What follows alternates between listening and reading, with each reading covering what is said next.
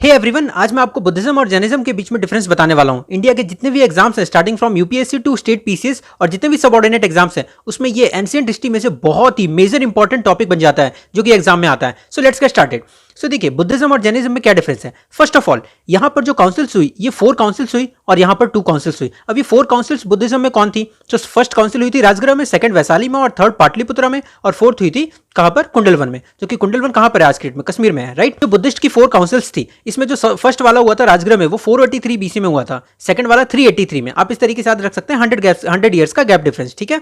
तो फर्स्ट राजगीर में 483 में, सेकंड वैशाली में जो 383 में, थर्ड 255 बीसी में हुआ था पाटलिपुत्रा में और लास्ट हुआ था कुंडलवन में जो कि फर्स्ट एडी में हुआ था, ठीक है। सो जैनिज्म की 2 काउंसिल्स कहां पर हुई थी? फर्स्ट हुई थी पाटलिपुत्रा में जो कि 300 बीसी में हुई थी और जो नेक्स्ट है वो हुई थी बालवी में जो कि गुजरात में है, जो कि हुई थी 600 एडी में। आप समझ रहे हैं, जो फर्स्ट काउंसिल हुई थी 300 बीसी में और सेकंड हुई थी 600 एडी में, मतलब अराउंड 900 ईयर्स का गैप डिफरेंस। इसलिए अब आज आप देखते होंगे कि बुद्धिज्म थोड़ा सा ज्यादा स्प्रेड है जैनिज्म के कंपैरेटिवली, क्योंकि उनकी काउंसिल्स रेगुलर नहीं हुई और इसके बाद फिर उनकी टीचिंग्स उतनी ज्यादा लोगों तक नहीं पहुंच पाई। सो सेकंड डिफरेंस क्या है? बुद्धिज्म क्या थी? पाली लैंग्वेज में थी, मतलब उनकी जो टीचिंग्स थी वो सारी की सारी पाली लैंग्वेज में, जो बुक्स थी वो सारी की सारी पाली लैंग्वेज में, और जो जैनिज्म था वो क्या था? प्राकृत लैंग्वेज में। अब यही पर ही देखिए एक और इंपॉर्टेंट चीज आ गई, क्योंकि पाली थोड़ी सी इजी लैंग्वेज थी और जैनिज्म की प्राकृत ये थोड़ी सी डिफिकल्ट लैंग्वेज थी। तो इसके कारण प्राकृत लैंग्वेज उतनी ज्यादा लोगों के बीच में जगह नहीं बना पाई जितनी की पाली लैंग्वेज बना पाई, इसलिए बुद्धिज्म थोड़ा और ज्यादा फैल गया कंपेरिजन टू जैनिज्म।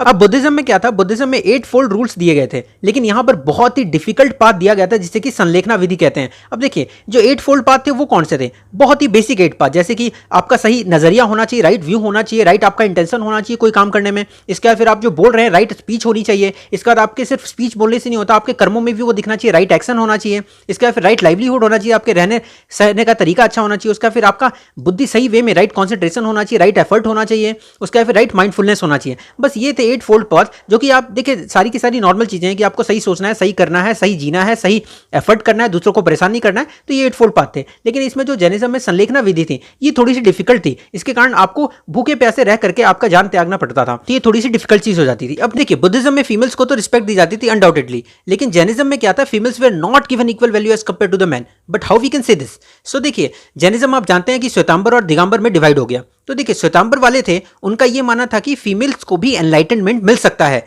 जैसे कि एग्जांपल है मल्लीनाथ जो कि 19 तीर्थंकर थे उनके।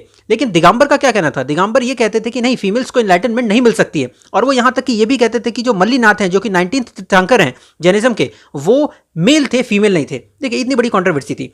देखिए, बुद्धिज्म में ड्रेस वियरिंग अलाउड था, ड्रेस पहनना अलाउड था, लेकिन जैनिज्म में आप जानते हैं कि नॉट वियरिंग ड्रेस, तो ड्रेस पहनना अलाउड नहीं था। जैसे कि आप जानते हैं दिगंबर ड्रेस बिल्कुल नहीं पहनते थे। ये इसका मेन रीजन हुआ कि बहुत सारे लोगों ने जैनिज्म नहीं ज्वाइन किया और जो यंगस्टर थे वो इसके साथ नहीं जुड़ पाए, क्योंकि ये मेन जो सबसे इंपॉर्टेंट पॉइंट था। ओके, अब देखिए, बुद्धिज्म में आपको मोक्ष प्राप्त हो सकता था जिसे कि एनलाइटनमेंट कह सकते हैं, और इसमें कैवल्य होता था। तो मोक्ष और कैवल्य में डिफरेंस था। नेक्स्ट, इसमें क्या था? बुद्ध, धम्म और संघ। सो बुद्ध, धम्म और संघ इसमें था। और इसमें क्या था? केएफसी मतलब कि आप इसे शॉर्टकट ये तरीका है जैसे कि नॉलेज, राइट फेथ और राइट कैरेक्टर, इस तरीके से आप याद रख सकते हैं। तो देखिए, जो बुद्धिज्म में था ना, बुद्ध, धम्म, संघ, ये आपने सुना ही होगा। जैसे कि आपने ये सुना होगा कि बुद्धम शरणम गच्छामि, उसके बाद फिर धम्मम शरणम गच्छामि, उसके बाद फिर संघम शरणम गच्छामि। तो यहीं से आया है, क्योंकि यही त्रिरत्न थे, बुद्ध, धम्म और संघ। तो बुद्ध मतलब कि क्या? जो कि कॉन्टेम्पररी के लिए अप्लाई था।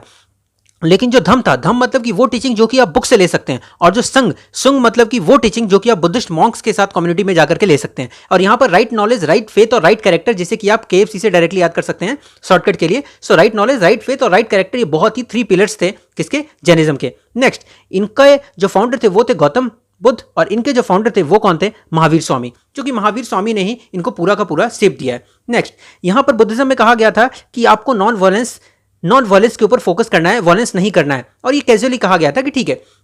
लेकिन इसमें जैनिज्म में स्ट्रिक्टली नॉन वायलेंस बिल्कुल भी अलाउड नहीं था, नॉन वायलेंस के ऊपर स्ट्रिक्टली फोकस दिया गया था, राइट। इसके बाद फिर अगर नेक्स्ट पे चलें, देखिए, बुद्धिज्म में 1 बुद्धा थे जो कि गौतम बुद्ध थे, लेकिन जैनिज्म में 24 तीर्थंकर थे। सो फर्स्ट तीर्थंकर कौन थे? ऋषभदेव। फिर सेकंड कौन से थे? देखिए, बीच में 24 तीर्थंकर पूरे के पूरे, हम सभी का नाम याद नहीं रख सकते और सभी के बारे में इतनी डेटा और इन्फॉर्मेशन अवेलेबल नहीं है। सो फर्स्ट ऋषभदेव थे, लेकिन हम डायरेक्टली 23rd तीर्थंकर के ऊपर जाएं तो वो कौन थे? वो कौन थे? पार्श्वनाथ थे सॉरी। और 24th तीर्थंकर कौन थे? वो थे महावीर स्वामी। सही बात है कि नहीं? इस तरीके से 24 तीर्थंकर इसमें थे और इसमें 1 बुद्धा थे।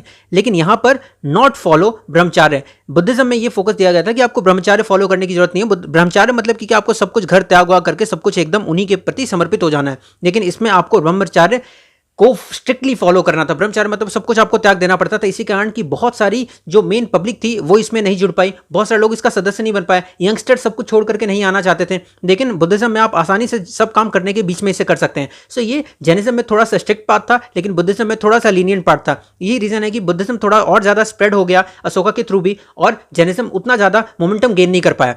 आई होप बुद्धिज्म और जैन का डिफरेंस आप बहुत अच्छी तरह समझ पाएंगे और एग्जाम में इसे बहुत अच्छी तरीके से आप पोर्ट्रे कर सकते हैं अपने एग्जाम्स में, हर जगह पे एग्जांपल दे सकते हैं, क्योंकि इनकी जो टीचिंग्स है, जो बुद्ध धर्म संघ और फिर जैनिज्म की राइट नॉलेज, राइट फेथ और राइट कैरेक्टर, इसे आप अच्छी तरह इंप्लीमेंट करके बहुत सारे एग्जाम में इसके रेफरेंस देकर के, इसके एग्जाम्पल्स देकर के ऐसे में इसको लिख सकते हैं। और I hope this video was very helpful to you and thank you so much.